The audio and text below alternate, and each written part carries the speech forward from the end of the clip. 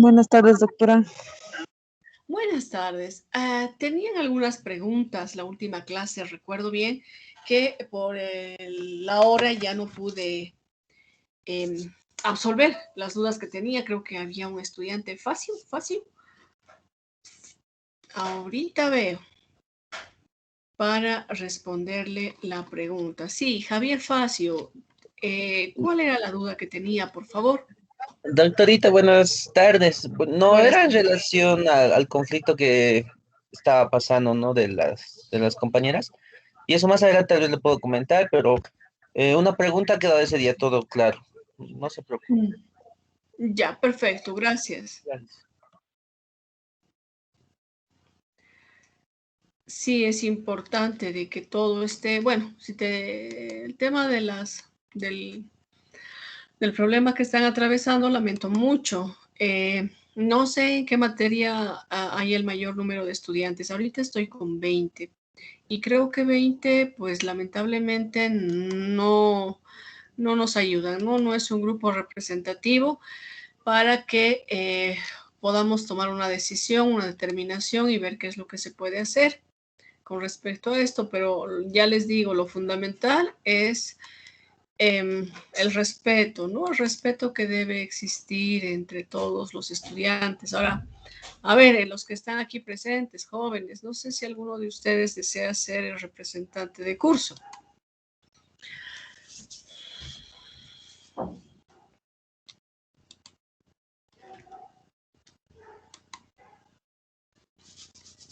¿Alguno desea ser el representante de este curso? No sé si está María José. A ver, voy a ver si está en sala María José. María José está. Buenas noches, María José.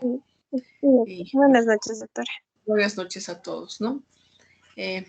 A veces, bueno, surgen conflictos, pero sin ninguna razón. Y lamentablemente las personas que están haciendo este conflicto no están en esta clase. No, ese es el mayor problema, no está en esta materia. María José, ¿en qué otra asignatura ustedes tienen el mayor número de estudiantes? Bueno, nos dividieron, a lo que mandó el comunicado la directora de carrera, dividieron 4 materias del séptimo semestre, que son métodos alternativos, derecho informático, solución de controversias. No, métodos alternativos, informático, derecho canónico, y el otro es una materia más, pero en civil y en penal no iban a dividir el curso. Se Ya. iba a mantener. Ya, perfecto. Bueno, el tema es que, como les decía, las personas que han generado el conflicto no están en esta materia, no están en este curso. En consecuencia, si ustedes los han dividido en las otras asignaturas, bueno, habría que pensar en una de esas asignaturas y, no sé, poner a votación nuevamente. Tengo entendido de que ha habido algún inconveniente, ha habido una observación, María José, de parte de dirección de carrera o ninguna. En la carta que me mandó sí había. No, la carta únicamente se la mandé a usted, doctora. No. En la carta usted me mencionaba de que ha habido algún problema en dirección de carrera, es decir, han observado la elección. Por eso es lo que le consultaba. ¿Se ha observado o no se ha observado? La elección suya. No, No. no, es que todavía no le hemos informado. Con todos los problemas que se han creado, no le hemos informado a dirección de carrera todavía quién es nuestro representante. Ya, no han indicado quién es el representante. Bueno, No. al terminar la clase, bueno, unos minutos antes de terminar la clase, vamos a ver cómo se puede solucionar esto, ¿no? Y vamos a tomar una decisión. Ahora ya son 27 los estudiantes que están en línea, entonces vamos a ver cómo se puede solucionar. Pero bueno, mientras estaban los 22, no había nadie que se brindaba y decía, sí, yo quiero ser el representante de curso. Esto para llevar una votación entre 2 o 3 candidatos que podrían presentarse, entre ellos María José. Tengo entendido de que la otra señorita ha renunciado y la otra señorita está en este curso. Sí, Marianela. Marianela es la otra señorita. No No, entiendo el por es qué. Madelina, doctor. Ah, No perdón, es Madelina. no es Marianela. No, no es Marianela, es Madelina. Madelina, ¿cuál es su primer nombre? Daniela, si no me equivoco, doctora. Acá la Daniela. tengo como Daniela. Gracias, Daniela Madelina. Sí, sí, sí, Daniela. No, aquí solamente está Delia.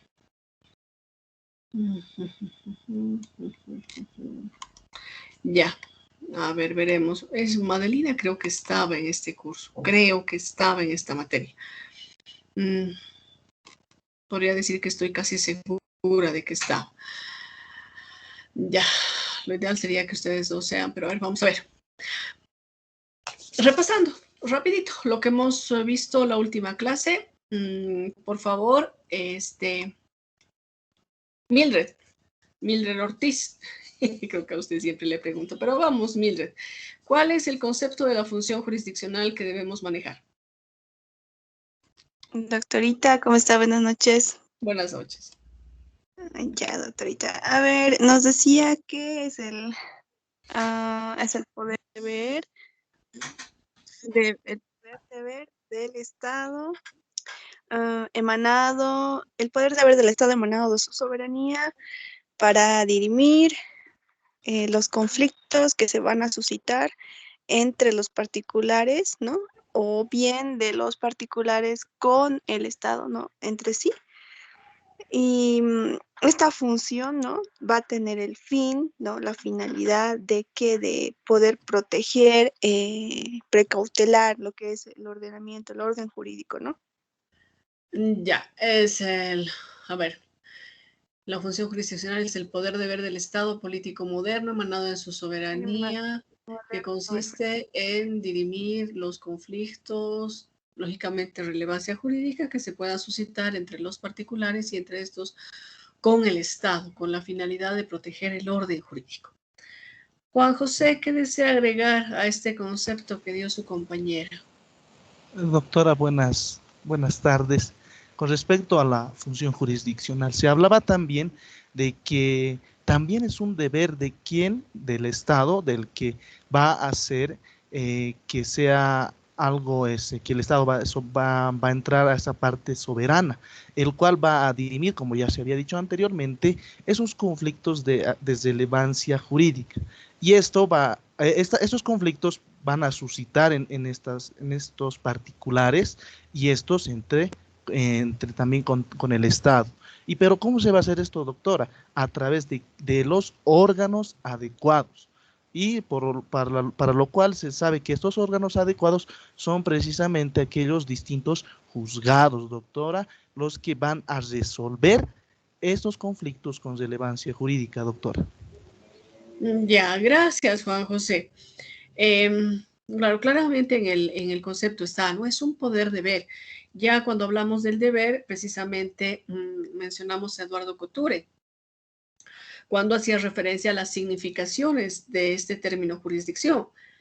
Se hace mención como ámbito territorial, como poder, como deber y finalmente como función, ¿no es verdad?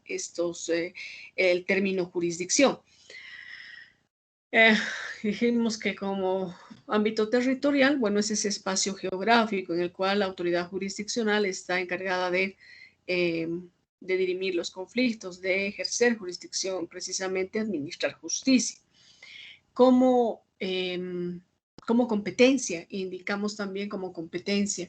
Y bueno, señalábamos de que la competencia es una medida de la jurisdicción, es una fracción de la jurisdicción que le otorga el Estado a una autoridad judicial.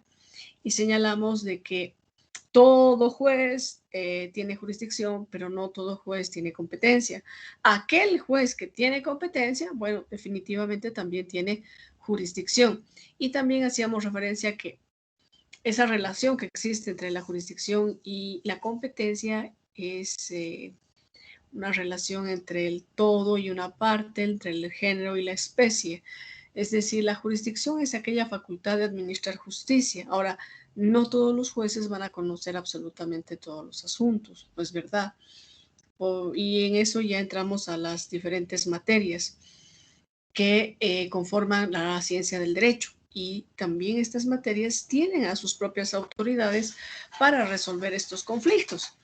Y les hacía mención al despojo. El despojo no va a conocer un juez en materia civil, sino va a conocer un juez en materia penal. Otra cosa será el desalojo. En el desalojo sí va a conocer un juez civil, no un juez penal, ¿no es verdad? También hacíamos mención a lo que usted mencionaba, Juan José, la jurisdicción como poder. Decía que se refiere a la autoridad para juzgar, ¿no es verdad?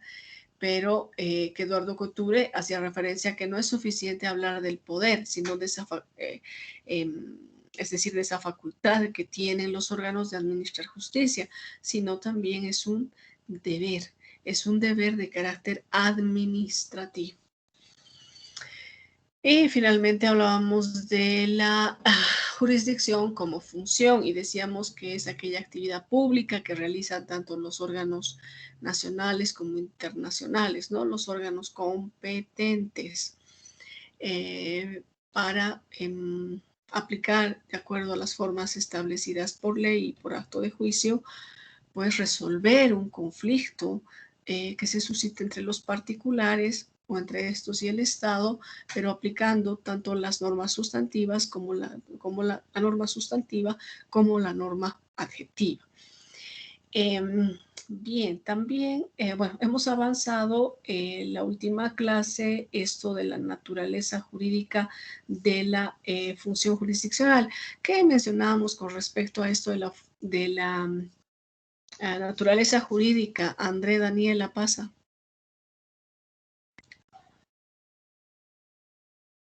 Hola, hola, doctora. Buenas noches. Buenas noches, doctorita. Sobre la naturaleza jurídica hablábamos y nos decía que es un poder que emana de la soberanía del Estado para que a través de una sentencia se resuelva el dicho conflicto. Ya.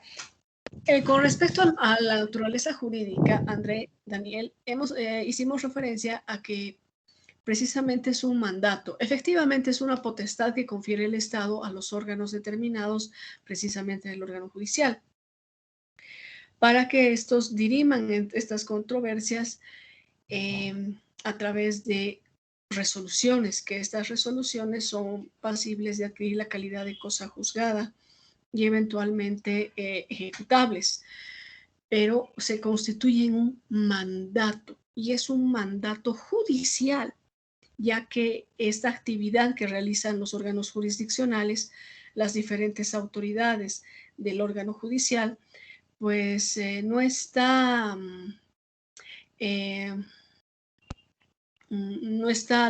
basado en la libre voluntad, es decir, es una actividad que se realiza en base a normas de carácter imperativas. Ya son normas imperativas, es decir, de cumplimiento obligatorio.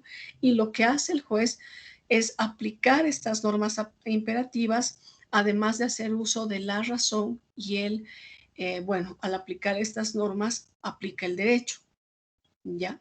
Pero es ese razonamiento que debe llevar a la autoridad judicial a emitir un fallo. Y este fallo precisamente tiene que estar debidamente fundamentado y en relación con las pretensiones que habrían planteado las partes.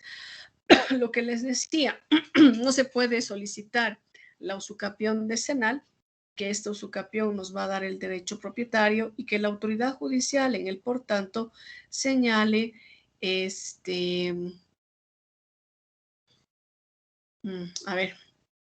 señale la entrega de un vehículo, ¿no?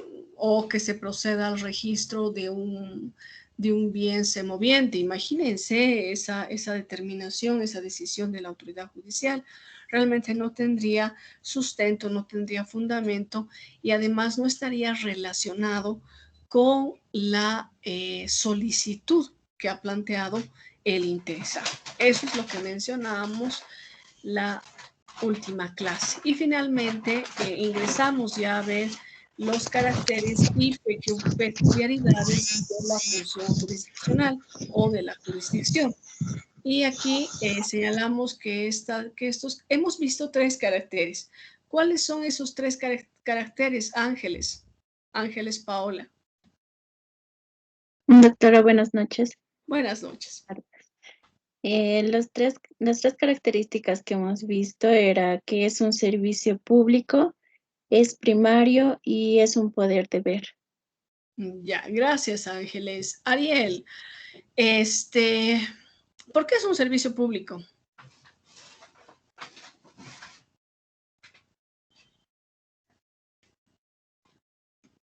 Doctora, buenas noches. Buenas noches. Doctora, Sí, lo escucho. doctora, buenas noches, perdón. Buenas noches, Ariel, lo escucho perfectamente. Doctora, no puedo escuchar nada. ¿Se me puede escuchar? Yo usted lo escucho bien. Perfectamente. Pero bueno, si usted no me Doctora, escucha. buenas noches.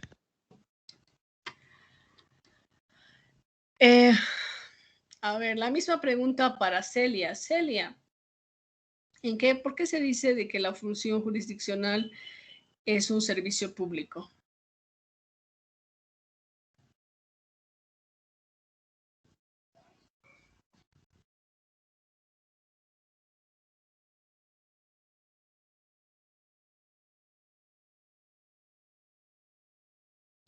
Celia.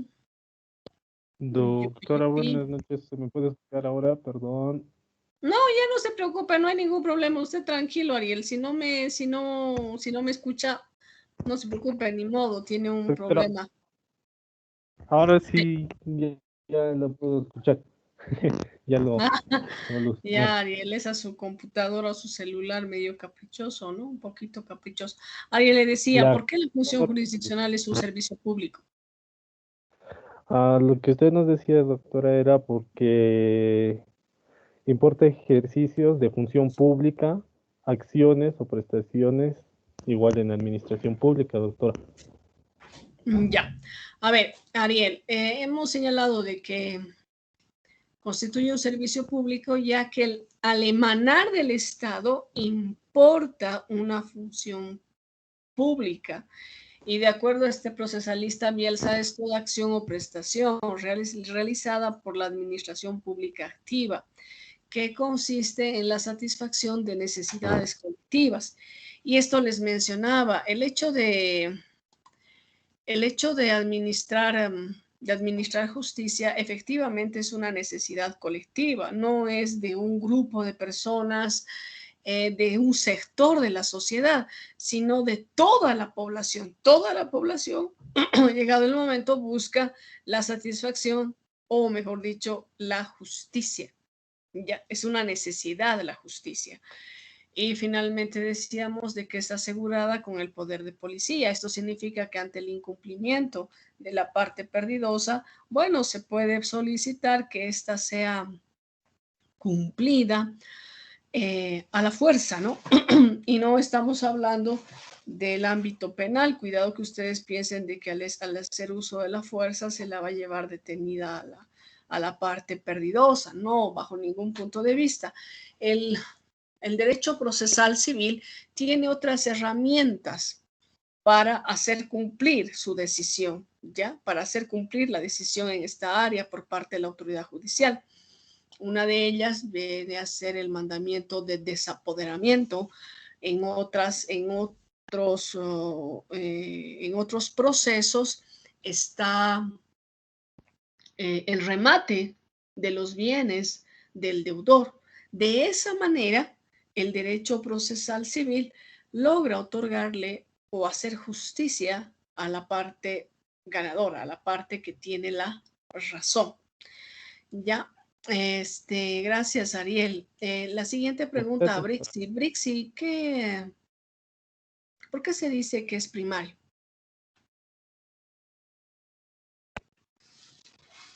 Buenas noches, doctorita. Buenas noches. Se dice que es primario porque desde el nacimiento del Estado, como tal, ha ejercido la función jurisdiccional y se administra justicia. Ya, está bien, perfecto, gracias. Gracias, Brixie. Y finalmente, ya le pregunté. Ana Gabriela.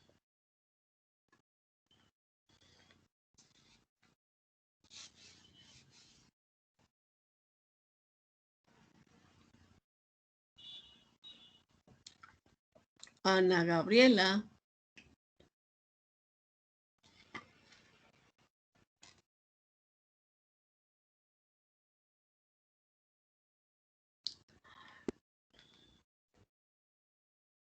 Ya. A ver. Luzmila. Luzmila. Buenas noches, doctora. Buenas noches, Luzmila. ¿Por qué se dice de que, bueno, otro de los caracteres de la función jurisdiccional es que se constituye un poder deber? ¿Por qué será un poder deber? Ay, va a disculpar, doctora, no sabría responderle. Recién me estoy poniendo al corriente de la materia. Igual, ¿no? Que ya es bastante, ya son varias, ya son... Doctora, Semanas.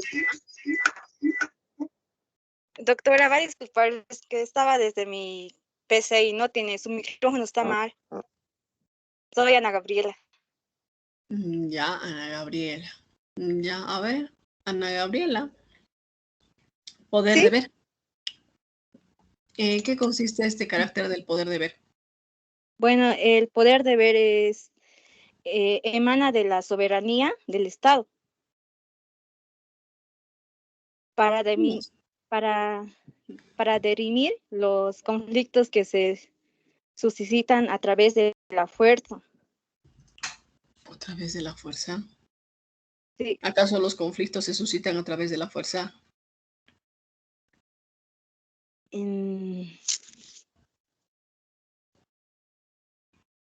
Bueno, a lo que recuerdo es que el anterior dijo es que elimina la razón de la fuerza por la fuerza de la razón. Ya, pero eso se nos dice cuando se explica el deber que tiene el Estado.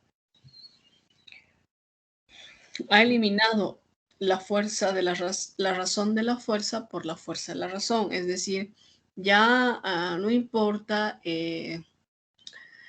si una de las partes tiene mayor influencia, tiene mayor poder, mayores contactos, o peor aún, si hablamos del estado físico, ¿no es verdad? Si es un fortachón, no. A la administración de justicia lo que le interesa es darle la razón a quien realmente la tenga, pero esto va a ser siempre y cuando, bueno, esto se va a dar cuando una de las partes le haya convencido a la autoridad judicial que evidentemente tiene derecho que está alegando. ¿Ya? Esto en base a las pruebas. Les decía que las pruebas son importantísimas dentro del proceso. Si es que alguien alega tener algún derecho y no tiene la forma como demostrar, pues lamentablemente no va a prosperar ese proceso que habría iniciado. Cuando hablamos del poder, que es un poder deber, decíamos que evidentemente la función jurisdiccional es una potestad que ha conferido el Estado a los diferentes órganos, precisamente del órgano judicial. Y bueno, el Estado ha tomado el monopolio de la fuerza. El monopolio de la fuerza.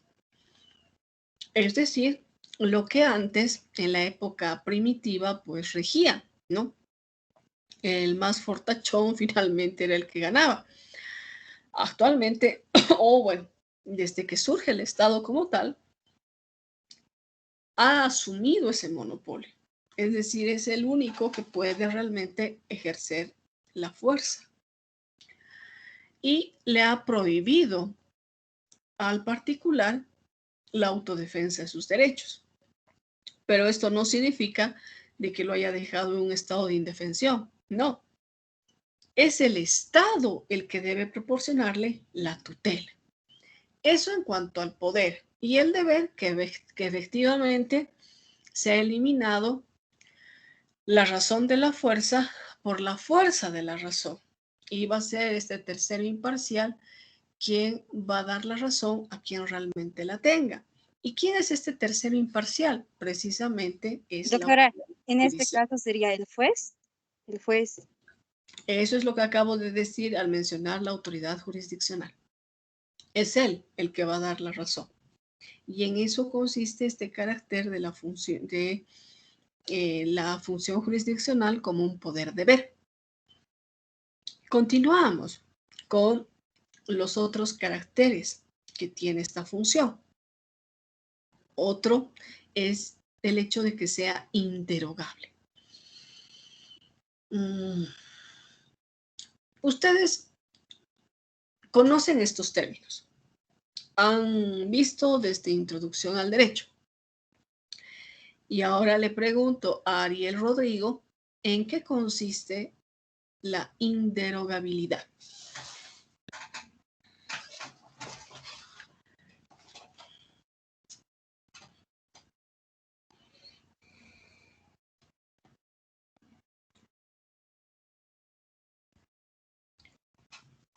Ariel Rodrigo.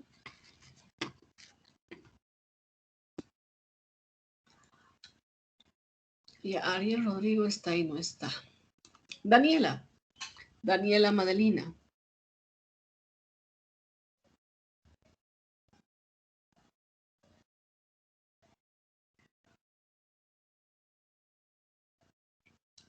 Lo mismo, Daniela. Noches, ¿me escucha? ¿La escucha? Dígame, doctora, va a disculpar, es que recién estoy saliendo del trabajo, estoy en la calle. Wow. Va a Le disculpar, decía, ¿no? ¿en qué consiste la inderogabilidad? Inderogabilidad. Si nos puede dar un concepto.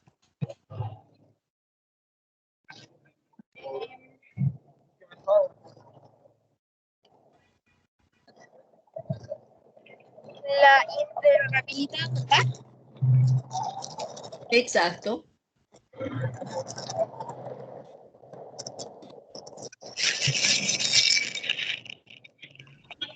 momentito, me voy a parar un momentito.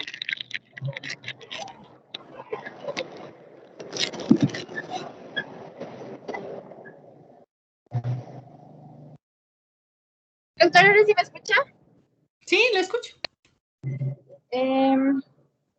A lo que sé, doctora, es una potestad administrativa que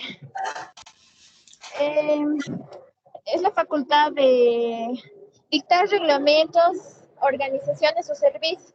Es decir, eso sería, doctora. Ya. Gracias, Daniela. Gracias. Bueno, eso no es la inderogabilidad. Ustedes han visto en Introducción al Derecho. Voy a preguntar a una persona más. Delia Esther.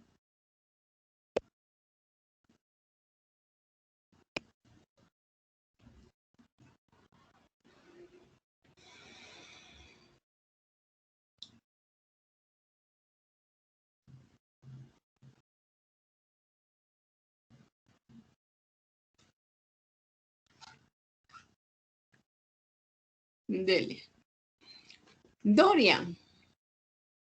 Dorian Carpio.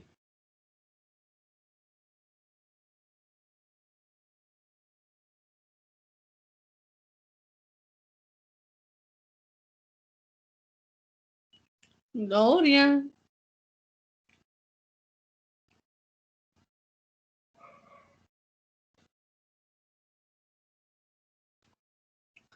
Nada. Fabiola Choque. Buenas noches, doctora. ¿Cómo está, Fabiola? Buenas noches.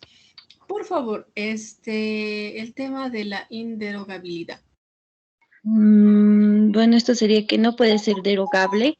Y cuando hablamos de derogar, Ya, ¿en qué consiste eso que no puede ser derogable? bueno, sí podemos decir que derogar, a lo que yo recuerdo, es la anulación o revocación de una norma jurídica. Ya,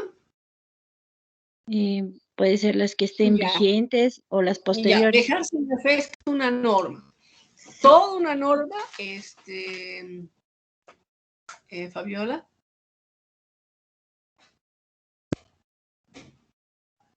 O parte de una norma. Parte.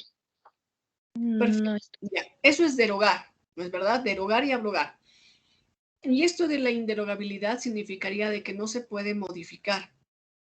¿No es verdad? Una norma no se la puede dejar sin efecto. Bien. Este término se utiliza en el ámbito judicial. En el ámbito judicial, cuando se administra justicia, la doctrina ha querido equiparar y señala que cuando la actividad jurisdiccional concluye con una sentencia, esta no va a poder ser modificada si es que ha adquirido la calidad de cosa juzgada. ¿Ya? Cuando una resolución, cuando una sentencia adquiere la calidad de cosa juzgada, pues se torna inderogable. No se la va a poder cambiar bajo ningún punto de vista. ¿Ya? A no ser que se aplique de manera Doctora, excepcional, disculpe que le corte. a no ser que de manera excepcional se aplique o se interponga el recurso extraordinario de revisión de sentencia. En ese caso, sí se va a poder modificar una resolución, ¿ya? Pero de manera excepcional. Por lo general, cuando una sentencia ha adquirido la calidad de cosa juzgada, esta se torna inmodificable, inmutable y coercible y se relaciona con la inderogabilidad. Una norma, ¿cuándo es inderogable? Cuando no se la puede cambiar. La sentencia es inderogable cuando no se la puede modificar. ¿Ya? En eso consiste la inderogabilidad. Ahora bien, la función jurisdiccional, al ser una atribución del Estado y que emana de su soberanía, los particulares no estamos en la facultad de disponer de esta, no podemos disponer de esta actividad jurisdiccional, ya no se puede. Imagínense qué complicado sería. No se podría, ¿ya? No se podría, imagínense de que los particulares, les decía, puedan o tengan en sus manos la posibilidad de manejar esta jurisdicción. Cada quien decidiría y fallaría de acuerdo a su saber y entender. ¿Ya? Pero como la función jurisdiccional emana de la soberanía del Estado, los particulares no podemos manejar de manera arbitraria esta actividad, reitero, que es propia del Estado. María Esther, ¿qué problema tiene? Doctora, son 2 veces que se me ha salido de la clase y no le he podido escuchar todo lo que estaba explicando de lo que era inderogable, pero se me ha salido de la clase 2 veces. No sé si es ¿Ya? el problema de mi red, eh, porque estoy con el wifi de otro celular o tal vez puede ser el problema que está sucediendo en la plataforma Teams con nuestro sistema. Puede ser, pueden ser diversos aspectos. Uno puede ser su Wi-Fi, otro puede ser ¿cómo se llama? La misma plataforma Teams. O en su caso también puede ser que alguien la esté sacando de la reunión, ¿no? Pero si llego a descubrir que alguien la está sacando de la reunión, va a estar en serios problemas, porque no estamos aquí para jugar, estamos aquí para aprender. Usted, María Esther, quería decir, María, sí, quería señalar qué es la inderogabilidad. No, doctora, justamente cuando preguntó, se me ha cortado. O sea, ya me han sacado de la clase prácticamente y luego decía iniciando red. Y luego otra vez entré y otra vez me han vuelto a sacar. Y la verdad, doctora, no he escuchado nada. No sé si por favor puede volverlo a repetir. Ya, bueno, ojo, tienen la grabación, esto queda grabado, ¿no? Esto va a quedar grabado. Pero les decía que inderogable significa, bueno, que una norma no puede ser modificada, ya no puede ser cambiada. En cambio, en materia judicial, una resolución puede ser modificada, al menos cuando estamos dentro de los plazos, ¿ya? Se puede interponer recurso de apelación, se puede interponer recurso de casación. Ahora, ¿qué pasa? Si habiendo planteado estos recursos, el juez ha mantenido su decisión. Entonces, ahí la resolución adquiere la calidad de inderogabilidad, es decir, no se la puede modificar. Es inmutable, inmodificable y coercible. A eso se refiere. También la doctrina nos dice que al ser la función jurisdiccional una potestad del Estado que ésta delega al órgano judicial, no está en manos de los particulares. Es decir, los particulares no podemos decidir los diferentes conflictos con relevancia jurídica que han sido atendidos o que están siendo conocidos por la autoridad judicial. No podemos. No está en nuestras manos. No podemos disponer de esta actividad jurisdiccional. Nosotros acudimos ante el órgano jurisdiccional para que haga justicia, pero nosotros disponer de la actividad que realizan los jueces definitivamente no se puede. A eso se refiere la inderogabilidad como un carácter de la función jurisdiccional. Eso es lo que mencionaba María Esther. Mildred, ¿qué desea señalar? Muchas gracias, doctora. De nada, María Esther. ¿Qué desea señalar? Bueno, sí, sabe que justamente en ese momento, sí, yo quería participar, pero justo igual se me salió de la clase, entonces tal vez es probable con lo que ha mencionado María Esther que sea problema de la plataforma, porque también he visto en el chat que hay compañeros que han puesto eso, entonces es probable que haya ese problema. Y ojalá que nadie nos esté sacando o esté jugando, porque a veces igual hacen esas cosas, doctorita. Pero Sí, bueno, lamentablemente hacen eso. le debe aparecer eso de que estamos saliendo y entrando. Por favor, doctorita, va a disculpar si es así. De antemano está pasando esos problemitas con la aplicación. Gracias, Mildred. Voy a tomar en cuenta. Doctora, le y informo voy a que verificar si alguien está jugando. Si alguien está jugando, ya. Le adelanto, si hay algún gracioso o ahí que está con su nariz de payaso, que no haga eso. Ya, aquí estamos para aprender. Teodora, ¿qué deseas señalar? Doctora, buenas tardes. Le cuento que la misma situación de María Esther, cada momento la aplicación me bota y de nuevo vuelvo a entrar. Doctora, no sé qué está pasando. Ya, a veces en la plataforma sucede esto.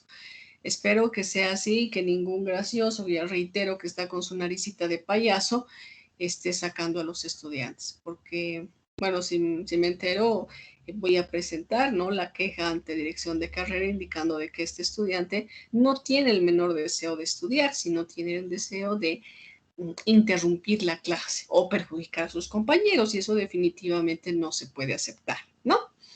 Bien, seguiremos. Otro de los caracteres de esta función jurisdiccional es la indelegabilidad. Ahora, fíjense ustedes, el Estado realiza un acto de delegación. No nos olvidemos de que esta función jurisdiccional es una potestad exclusiva del Estado. Ahora, delega. ¿A quién delega? A un juez. lo llega a investir de jurisdicción para que éste resuelva conflictos con relevancia jurídica.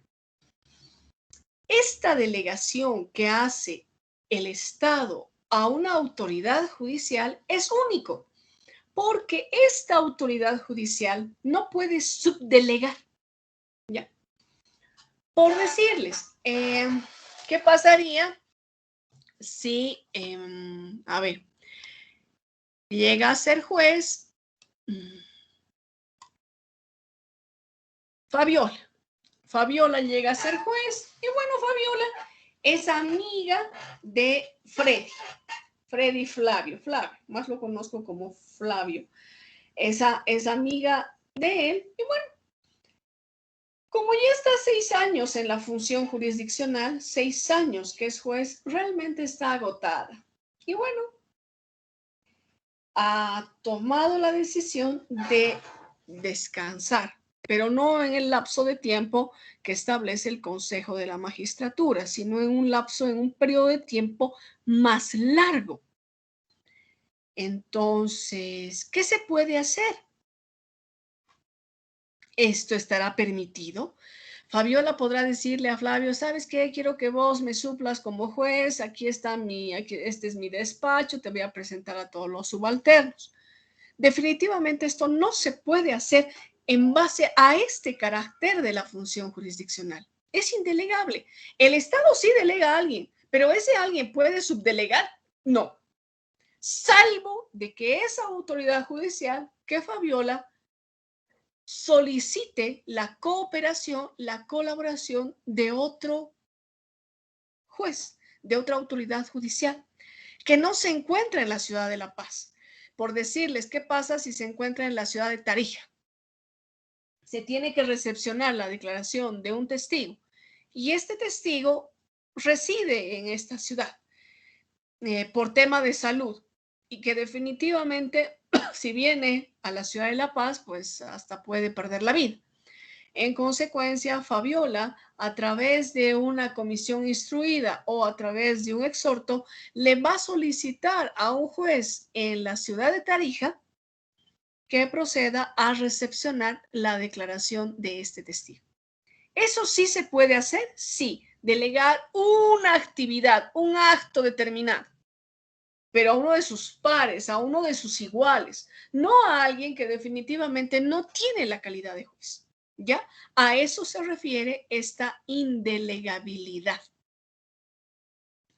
Por eso se dice que el ejercicio de la jurisdicción es intransferible. No se puede dar a otro, ¿ya? A no ser que ese otro haya realizado, pues, en los cursos en la escuela de jueces, lo hayan capacitado, estos son dura 6 meses, es en la ciudad de Sucre, tienen que pasar clases, dar exámenes y los resultados son óptimos, entonces este postulante deberá ir a una de las provincias y prestar toda su colaboración, asistencia al juez. Y el juez tiene que dar informes a esta escuela de jueces para ver el rendimiento, si realmente está colaborando, está aprendiendo, es una persona diligente. Con estos informes sí se lo puede designar juez, pero no va a ser juez de la capital, sino va a ser juez de provincia. Esa es la forma en la que se designa a las autoridades judiciales. Lamentablemente este procedimiento se ha visto vulnerado, se ha visto lesionado. ¿Por qué? Porque lamentablemente no se cumple y se elige a dedo, de acuerdo al poder, al color político. Y realmente eso es una verdadera lástima, le causa un grave perjuicio a la administración de justicia, porque no hay justicia. No se ejerce efectivamente, el Estado no llega a ejercer esta función jurisdiccional. Flavio, ¿qué pregunta tiene? Buenas noches. Mi consulta es la siguiente. Mientras, digamos, en el ejemplo que usted ha dado sobre la indelegabilidad del cargo, al momento de que el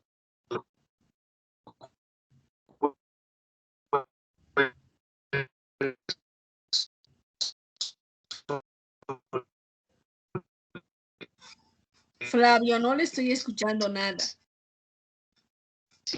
Escucho ruidos. Y entrecortado.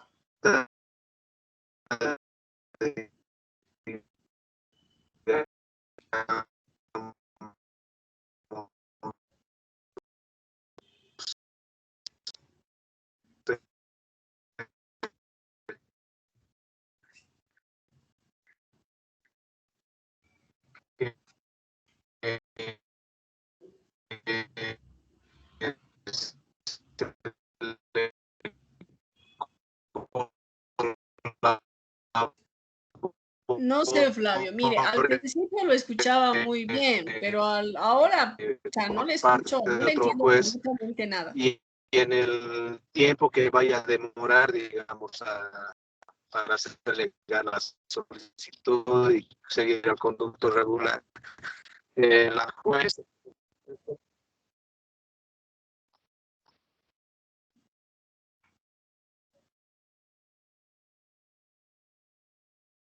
Flavio, está saliendo usted de la clase. Y ya salió, Flavio. Ahora no sé si será de manera voluntaria o la plataforma o algún gracioso estará haciendo eso. Bien. Les decía, esto, la autoridad judicial no puede delegar a alguien que no pertenezca al órgano jurisdiccional. Por decirles, ¿qué pasa si esta autoridad judicial quiere vacación? Solicita al Consejo de la Magistratura. El Consejo de la Magistratura le va a otorgar esta vacación. En consecuencia, va a ordenar o va a designar como suplente legal a otro juzgado, a otro juez. Y ese juez va a tener que ir, va a tener que conocer, pronunciarse sobre las solicitudes que hagan en ese juzgado. Y además va a tener que, debe atender los asuntos de su juzgado, tiene que atender ambos juzgados. ¿Ya? ¿Qué pasaría si, a ver, si precisamente un juez se ha enfermado con esta enfermedad del COVID? Tiene que permanecer aislado, tiene que estar en reposo, bajo los cuidados de personal de salud, o simplemente debe estar aislado y en su domicilio. Entonces, él podrá atender las causas, quizás sí, pero puede darse el caso de que tenga problemas, tenga inconvenientes, no pueda. Entonces, el órgano judicial está en el deber, en la obligación de designar a su suplente, y este suplente deberá atender todas las causas, todas las solicitudes que presenten las partes. No sé si realmente le he absuelto la duda, la inquietud a Flavio, porque creo que no está en sala y lamentablemente hemos tenido serios problemas de comunicación. Ahora, estábamos bien, no sé qué ha pasado. Traten de no moverse, por favor. Traten de no moverse, estar en un lugar, y si tienen una buena señal en un lugar de su vivienda, de su fuente laboral, no lo sé, en dónde estarán, pues traten de permanecer ahí, porque definitivamente a Flavio no le he entendido nada de lo que me ha preguntado. Espero haber absuelto, no sé, la duda para aquellos que lo han escuchado, ¿no? Para aquellos que lo han escuchado y que saben muy bien qué es lo que ha preguntado. ¿Ya? Seguiremos.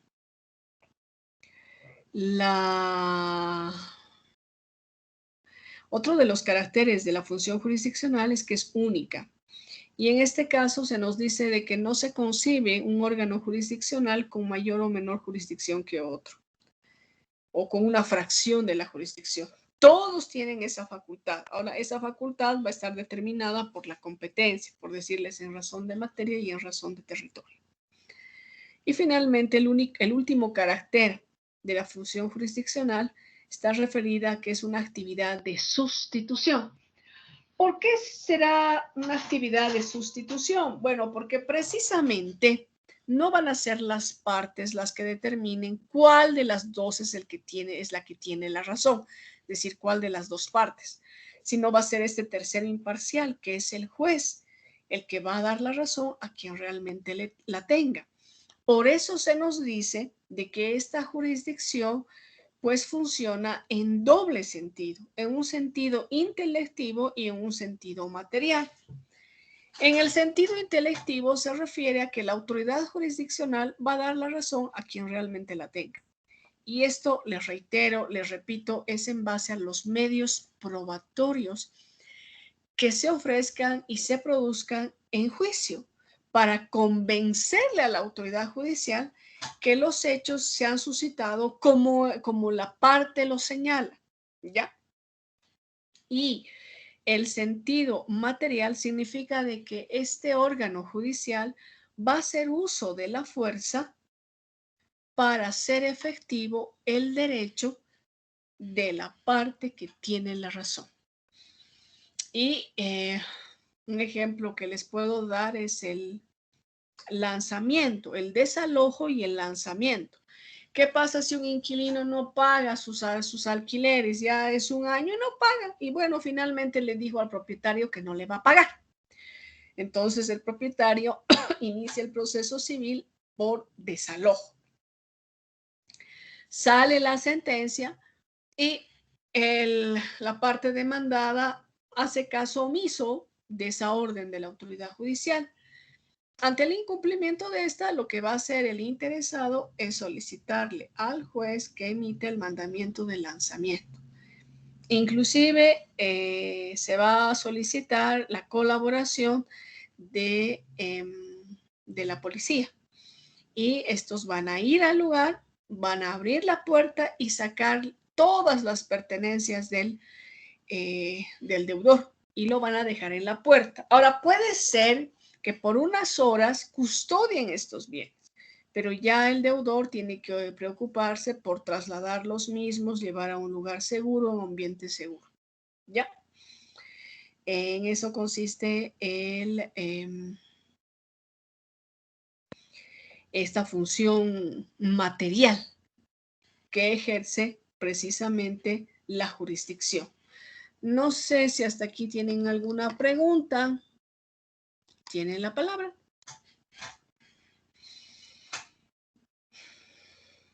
Ninguna. Bien, seguiré. Doctora, ¿Cuál es la forma de la jurisdicción? Bueno, esta contiene elementos formales de carácter externo que permiten señalar su presencia. ¿Y cuáles son pues estos elementos formales de carácter externo? Vienen a ser la presencia de un demandante, de un demandado, de terceros, de la autoridad judicial, además del procedimiento. El procedimiento es otro elemento formal de carácter externo de la jurisdicción, desde luego que sí. Por eso se señala de que la jurisdicción opera mediante un método de debate. ¿Cuál es este método de debate? Precisamente viene a ser el procedimiento. ¿Ya? Entonces ya saben que uno puede percatarse de que estamos en presencia de la jurisdicción cuando vamos a ver partes, vamos a ver a los terceros, la autoridad judicial y que se esté llevando adelante un procedimiento. ¿Cuál será el contenido de la jurisdicción? Bueno, se nos dice que vienen a ser aquellos conflictos con relevancia jurídica que van a ser resueltos mediante resoluciones denominadas sentencias. Estas resoluciones, estas sentencias, son susceptibles de adquirir la calidad de cosa juzgada. Ese es el contenido de la jurisdicción, ¿ya? Pero como ustedes verán, conflictos con relevancia jurídica es muy amplio. Por eso la doctrina ha decidido delimitar esto. Entonces, ¿cuál será el contenido de la jurisdicción? ¿Cómo se resume? En la tutela de un derecho subjetivo, en la restitución de los bienes sustraídos y en la reparación del derecho vulnerado. Eso es lo que nos dice la doctrina y ese vendría a ser en síntesis el contenido de la jurisdicción. Esta jurisdicción tiene una función. ¿Cuál es la función? Precisamente es la de dirimir conflictos, decidir las controversias. ¿Ya? Como hemos venido señalando, los particulares estamos prohibidos de defender nuestros derechos, nuestros intereses. Pero esto no significa de que el Estado nos ha dejado en indefensión. No. Nos ha dado el derecho a la acción. Nos ha otorgado ese instrumento, la acción. Y el propio Estado se ha otorgado el deber de la jurisdicción. Es decir, el Estado debe administrar justicia. Y la parte o el perjudicado tiene la acción. No se olvide, la acción ya la hemos visto al avanzar en la estructura del derecho procesal civil.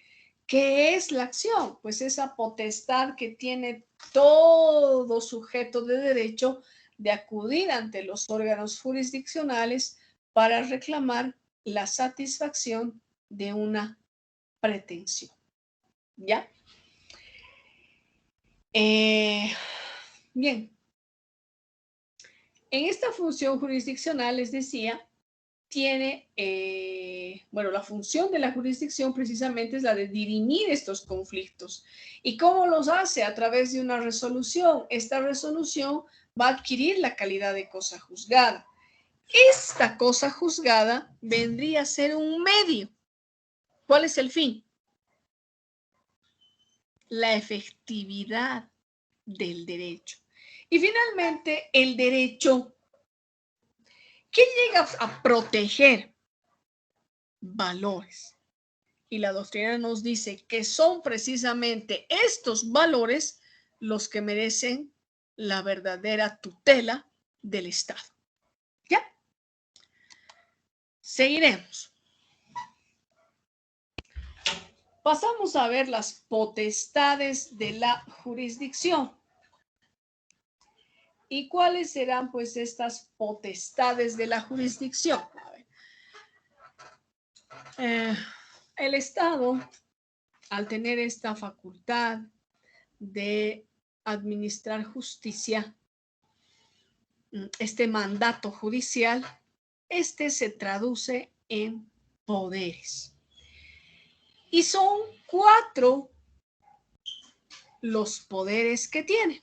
¿Y cuáles serán pues estos 4 poderes? En primer lugar está el poder de decisión, el poder de ejecución, el poder de instrumentación y finalmente el poder de coerción. Vamos a ver cada uno de estos poderes. Cada uno de estos poderes tiene sus propias características y vamos a ver cada una de estas. En primer lugar, tenemos el poder de decisión. Bueno, ¿en qué consiste este poder de decisión jurisdiccional? En que el Estado, a través de la autoridad judicial, debe subsumir los hechos a una norma jurídica. Debe adecuar los hechos relatados por el interesado, por las partes, a una norma jurídica. Y esta subsunción que hace el juez debe estar debidamente fundamentada. ¿Y en qué va a estar fundamentada? ¿En qué va a estar sustentada? Bueno, precisamente va a estar fundamentada, sustentada en la norma jurídica.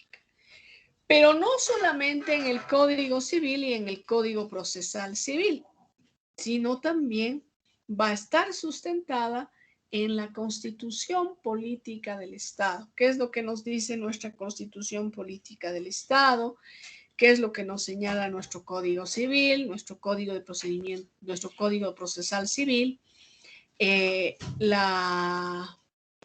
la ley del órgano judicial, si fuera el caso, la ley del inquilinato también. En base a toda esta normativa, dependiendo el caso, la autoridad judicial debe fundamentar su decisión para finalmente emitir su fallo. Y va a emitir su fallo, les reitero, subsumiendo los hechos a una norma jurídica. Tiene que estar regulado en una norma jurídica, en un artículo del Código Civil. A ver, hay diversas instituciones, ¿no es verdad?, del Código Civil que ustedes ya han visto, que ustedes han avanzado. Ahora, dependiendo del caso, pues la autoridad judicial deberá subsumir todo lo relatado por el interesado a ese artículo y ver si realmente se adecúa o no se adecúa. Porque puede ser el caso de que no se adecúe, ¿ya? Que no exista. Por ejemplo, a ver, le pregunto a quién, a ver, a alguien voy a preguntar, a alguno de ustedes.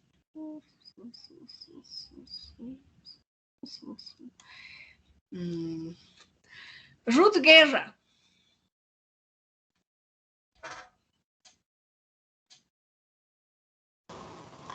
Doctora, ¿me escucha? Perfectamente. Ruth, ¿cuáles son los requisitos para solicitar la usucapión quinquenal? ¿Usucapión quinquenal? Sí. ¿Cuáles son los requisitos?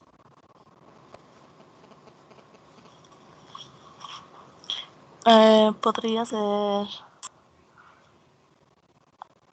el documento de propiedad del bien inmueble. ¿Qué más? Ojo, estoy pidiendo la usucapión quinquenal. Voy a presentar un documento de propiedad, ¿sí?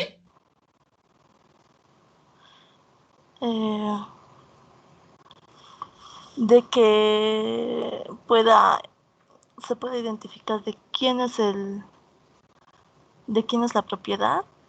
La verdad no sé muy bien, Ojo, doctora. Ruth, ya hemos interpuesto nuestra demanda y si hemos interpuesto nuestra demanda, pues definitivamente hay un demandado, ¿no es verdad? Hay alguien a quien estamos demandando. Entonces, identificar lo que usted señala, realmente eso no procede, ¿no? ¿Qué deberemos presentar para demostrar lo que estamos solicitando? Ruth.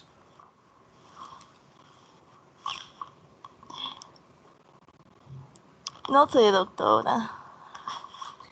Ya es importante que no se olviden lo que han avanzado en Derecho Civil 1. Derecho Civil 1, en Derecho Civil 2. Sí, ya. Bien. La misma pregunta para Teodora. Gracias, Ruth.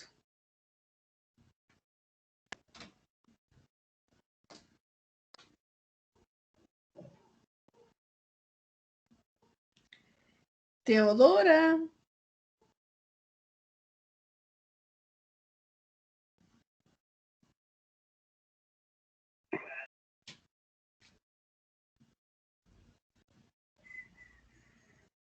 ¿Qué ha pasado con Teodora? Bien, se ha comunicado conmigo hace algunos momentos, pero no pasa nada.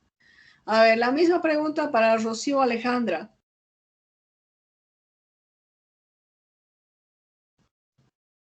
Licenciada.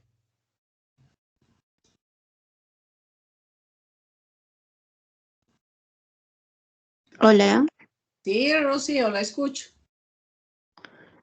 Bueno, licenciada, lo que yo tengo entendido, lo que me acuerdo es que en todo caso se tendría que presentar un documento de la posesión y que la persona haya habitado el inmueble por un determinado tiempo. Bueno, licenciada, es lo que me acuerdo. Y a un determinado tiempo. ¿Cuánto tiempo?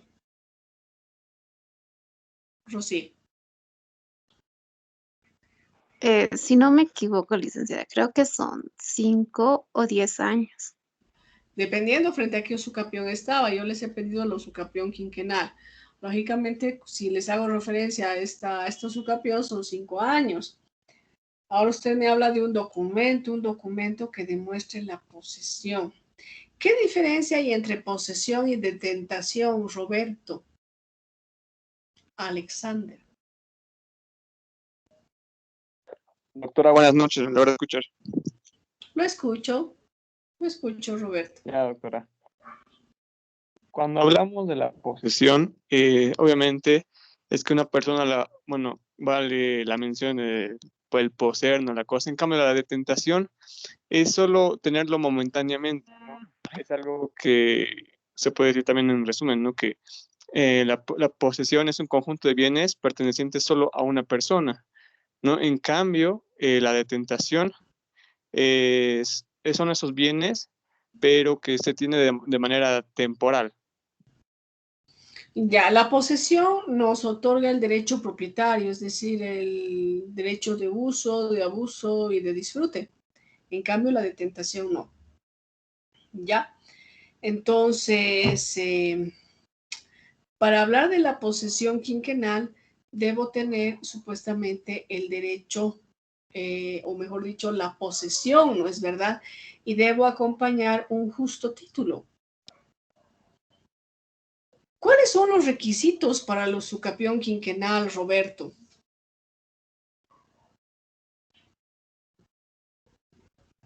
Bueno, doctora, principalmente lo que tiene que ver, obviamente, es esa convivencia, bueno, no, digo, esa posesión de 5 años, pero de pacífica y tranquila posesión, ¿no ve?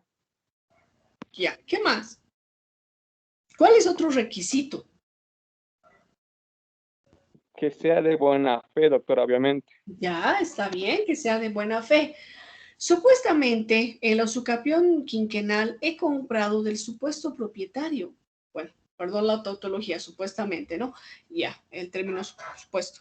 He comprado. Yo he creído de buena fe de que estaba comprando del titular, del propietario, del legítimo propietario, pero resulta que luego de unos años me entero de que no había sido el dueño. Entonces, ahí voy a poder iniciar la usucapión quinquenal.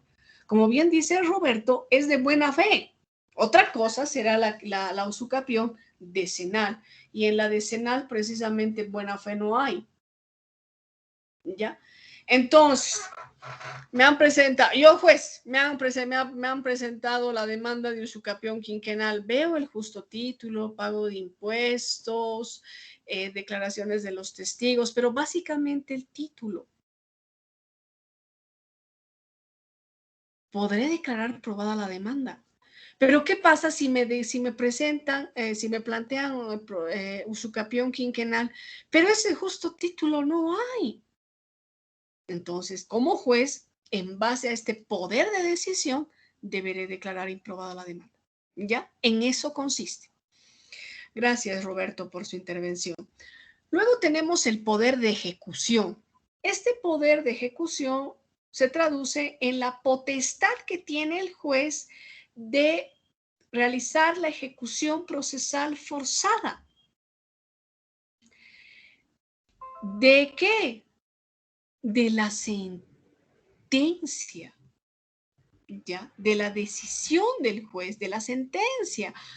Imagínense que estas resoluciones que emiten las autoridades judiciales, me refiero a la sentencia, no tengan este poder, es decir, el juez no tenga este poder de ejecución procesal forzada, no tenga. Solamente sería la sentencia una mera recomendación, una mera sugerencia, y el incumplimiento no traería ninguna consecuencia. Eso realmente sería terrible, ¿ya? Sería realmente terrible. Por eso existe esta ejecución procesal forzada. ¿Qué pasa si la parte perdidosa incumple lo que ha dispuesto la autoridad judicial? Ahí va a estar este poder de ejecución procesal forzada. El juez va a hacer cumplir su decisión. ¿Ya? Va a hacer cumplir su decisión. ¿Cómo? Bueno, emitiendo un mandamiento de lanzamiento, desapoderamiento, ya les digo, la tasación de los bienes del deudor, la tasación para su posterior remate, va a rematar los bienes del deudor para que fruto de este remate pues vayan a cubrir los gastos o vayan a cubrir la obligación que éste tenía con la parte acreedora. De esa manera, la autoridad judicial va a efectivizar la decisión que ha emitido la autoridad judicial. Y en materia civil viene a ser el mismo. El juez que ha dictado la sentencia es el mismo que la va a ejecutar. No es como en otras áreas, en otras materias. Uno es el juez que dicta y otro es el que ejecuta. No, en materia civil, el que dicta la sentencia es el que la hace cumplir. Claro. En los casos en que la parte, el interesado, no lo ha hecho de manera voluntaria, ya no lo hace de manera voluntaria, entonces ahí pues el juez tiene que hacer cumplir. No se trata esta potestad jurisdiccional o esta función jurisdiccional no es como otras, ¿ya? No es como otras. Por ejemplo, a ver, algunos de ustedes son solteros y están bajo la tutela de sus papás, bajo la protección de sus padres. A veces los papás les decimos algunas cosas a nuestros queridos hijitos, ¿no? Y nuestros hijitos hacen caso omiso de lo que se les dice, no les importa, ¿ya? Ya le dicen a uno y finalmente no cumplen. En este ámbito de la función jurisdiccional no es así. El Estado ha dispuesto, ha dictado sentencia, es decir, el Estado a través del juez ha dictado sentencia, ha ejercido la jurisdicción. Entonces se tiene que cumplir pues esa decisión. Y si una de las partes, precisamente la perdidosa, hace caso omiso, ahí está el poder de ejecución. El juez va a hacer cumplir. Siempre y cuando se traten de actividades, de hacer, de entregar o de no hacer. En ese caso, en ese tipo de resoluciones, pues el juez hace cumplir esta decisión. Luego tenemos el poder de instrumentación, que también es llamado de documentación. ¿En qué consiste? Bueno, es en aquella potestad que tiene la autoridad judicial de otorgarle la categoría de instrumento auténtico a la sentencia. Además, el juez tiene la potestad material de conservar y de custodiar el expediente. Ese conjunto de memoriales, de documentos, de actuados procesales constituye un instrumento público que debe conservar y custodiar la autoridad judicial. Desde luego que sí, en eso consiste esta potestad. Y finalmente, el poder de coerción.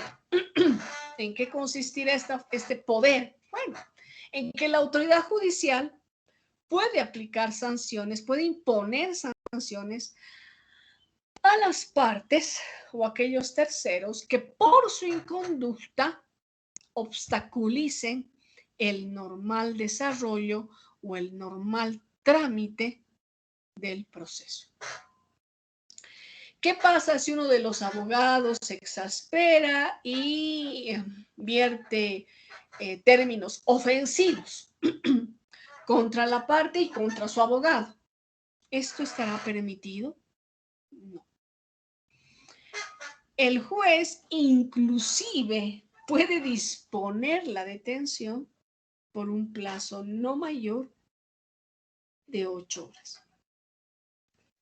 Ya sea el abogado, ya sea la parte, puede estar detenido, puede quedar detenida por un periodo de 8 horas. ¿Dónde se va a quedar? Bueno, en las celdas de la policía judicial. Ahí va a permanecer por un periodo de 8 horas. Ya. En eso consiste esta potestad de coerción. También la autoridad judicial puede imponer multas a las partes, a los terceros, que reitero, por su comportamiento están obstaculizando el normal trámite del proceso. No sé si tienen alguna pregunta, duda, inquietud. ¿Hay preguntas? Doctora, buenas noches. Bien, Doctora, Ángela. no se le escucha bien, se le escucha entrecortado lo que está explicando. No se le escucha Ya, bien. Celia. Hay de nuevo que problemas con el Teams. No se le Ya, escucha Celia. Y bien, a usted doctora. cuando le pregunto, Celia, usted se hace a la de la vista gorda y no me contesta. Ojo, si van a seguir en esa actitud de no contestarme cuando les pregunto, les voy a No, quitar. doctora, se ha Por si caído. Decía, no acaso. había red, no había nada. Pues, Se ha Celia, cortado usted largo rato. estaba en la plataforma, usted estaba en la lista de los estudiantes. Hay uno, por ejemplo, que lo estoy viendo salir, a Sergio Mar, dice saliendo. Se ve todo lo que ustedes, se ve lo que ustedes, bueno, lo que ustedes hacen o lo que pasa en la plataforma, ¿no?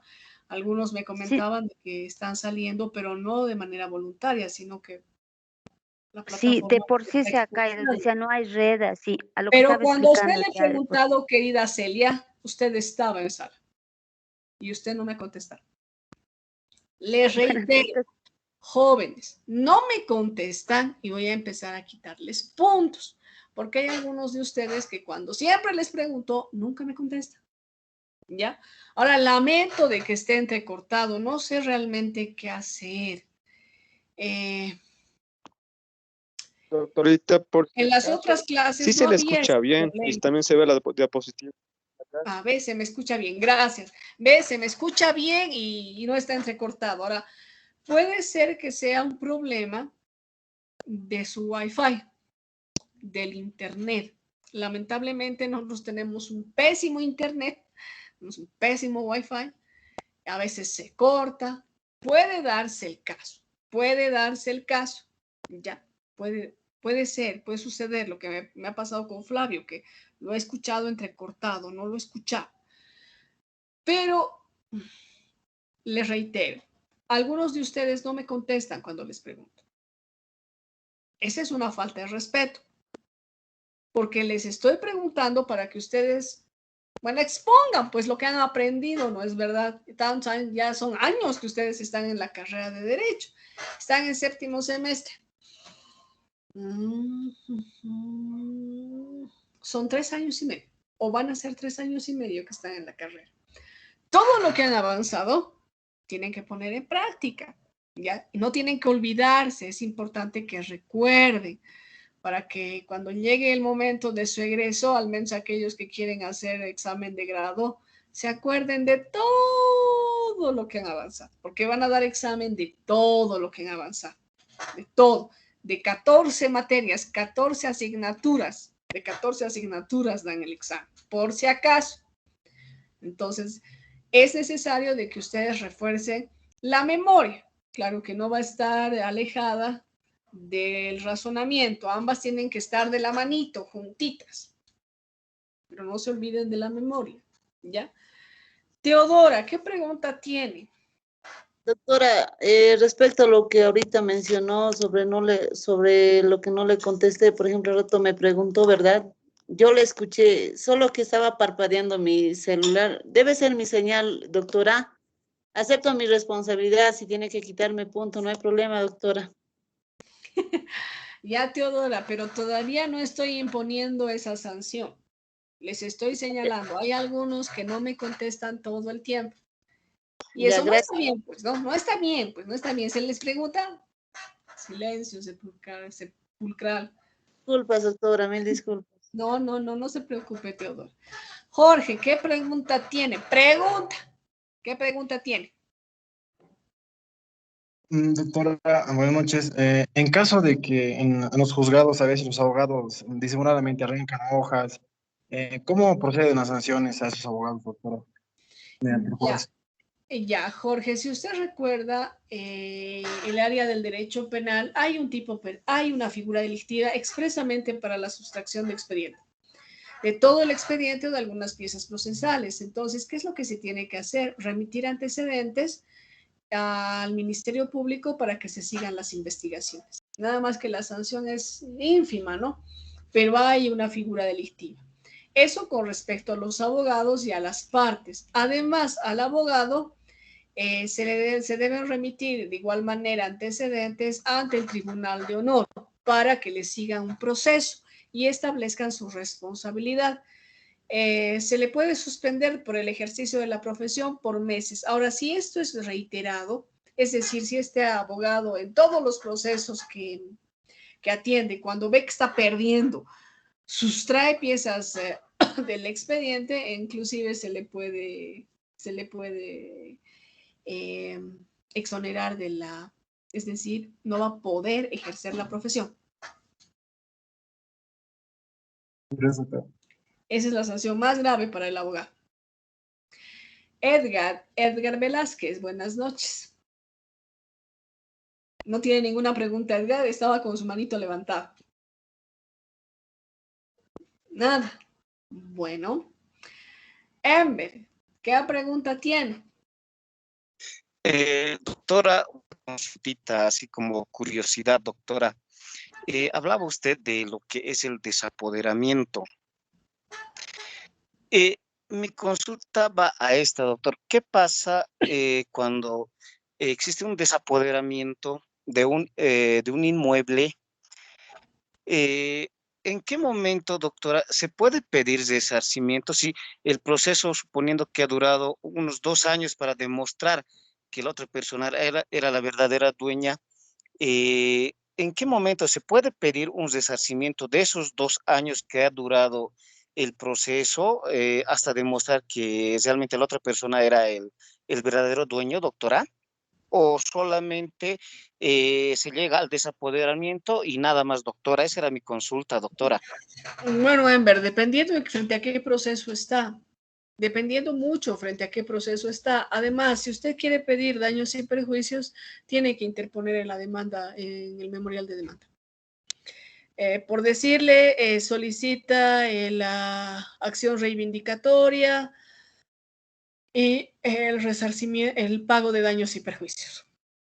Entonces, el juez puede declarar probada la demanda o ambas pretensiones y ya en ejecución de sentencia el juez se va a encargar de cuantificar cuál ha sido el daño. Pero que yo pida posteriormente pago de daños y perjuicios, no, eso no se da. Tiene que ser en el mismo memorial de demanda. Ahora, otra cosa son los costos procesales y las costas procesales. Ahí, ¿qué pasa? Cuando una de las partes ha perdido, pues esta parte que ha perdido tiene la carga de pagar los honorarios profesionales al abogado de la parte ganadora. A esto se denominan costos procesales. Y las costas procesales se refieren a los gastos que se han suscitado para la tramitación del proceso o durante la tramitación del proceso. En ese caso, pues se le pide al secretario en algunas ocasiones y en otras, pues es el interesado el que tiene que presentar su planilla de costas. La parte perdidosa es la que debe pagar. Podríamos decir de que a la parte ganadora el proceso le saldría gratis, porque ya les digo, ¿quién es el que tiene que pagar? Al menos cuando el juez establece el pago de costos y costas procesales, es la parte contraria, la parte que ha perdido.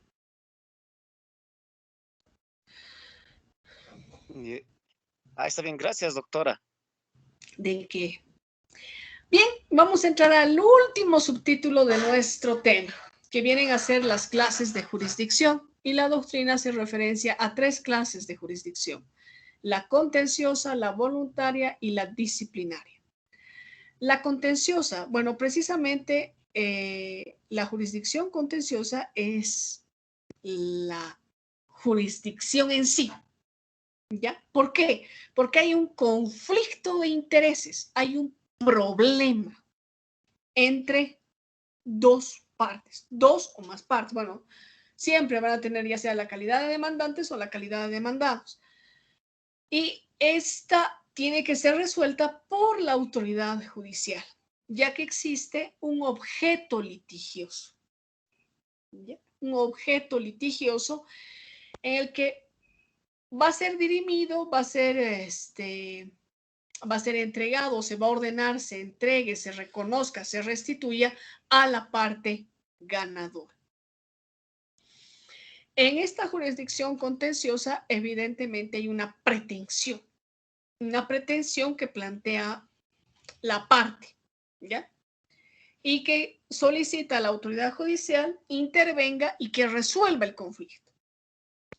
En cambio, la jurisdicción voluntaria es aquella en la que las partes intervienen de manera intervolente, es decir, de manera voluntaria.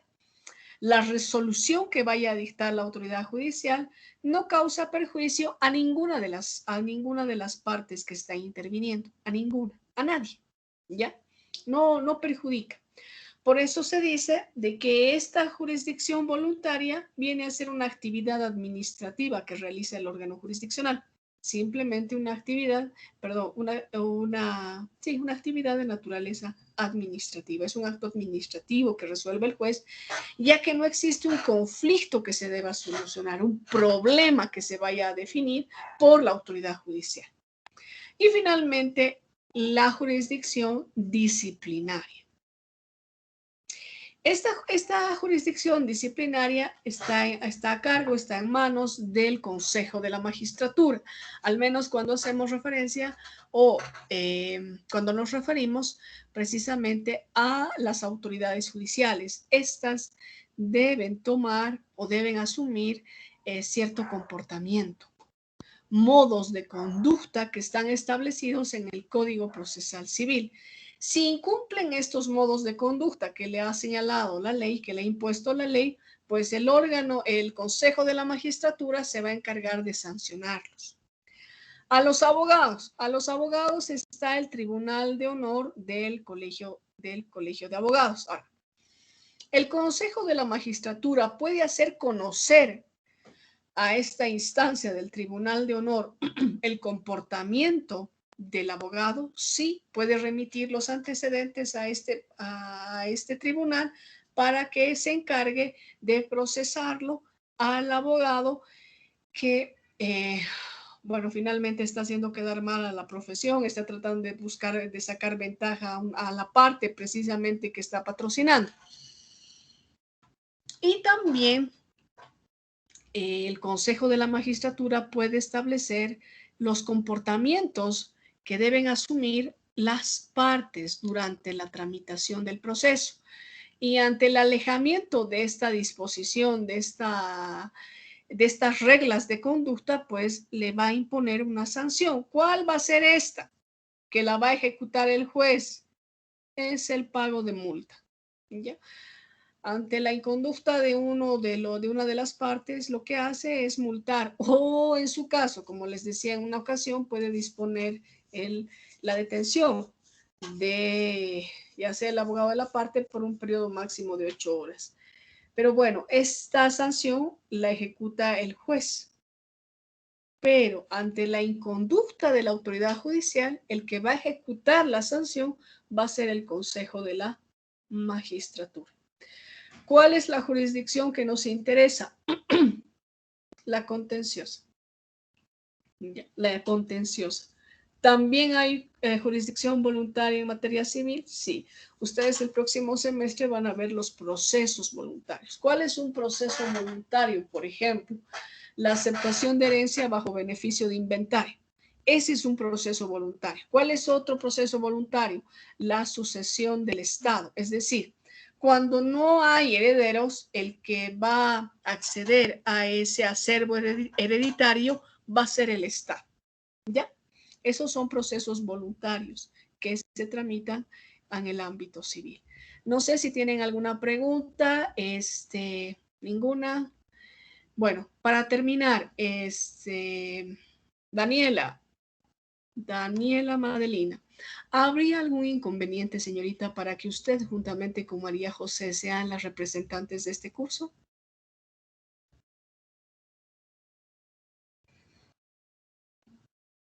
Daniela. Entiendo que está rumbo a su casa, pero no sé si nos podría absolver esta consulta que le hago para ir concluyendo la clase.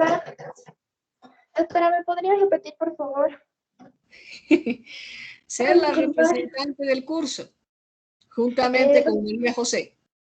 Doctora, primeramente, buenas noches y con todo el respeto que se merece su persona y el curso, ¿no? Quisiera aclarar respecto a la carta que se le había enviado, darle también un pequeño resumen por mi parte, porque ya debido escuchar a María José y, bueno, me gustaría poder brindar mi breve opinión y es respecto a lo que ha pasado.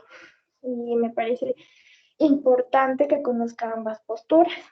Y la verdad, mi persona ha renunciado a la presidencia como ser representante del curso, ya que al principio estaba bien las elecciones de manera democrática, pero como yo tuve unos problemas en el momento de inscribirme, entonces no entré la semana anterior a clases porque no me estaban asignando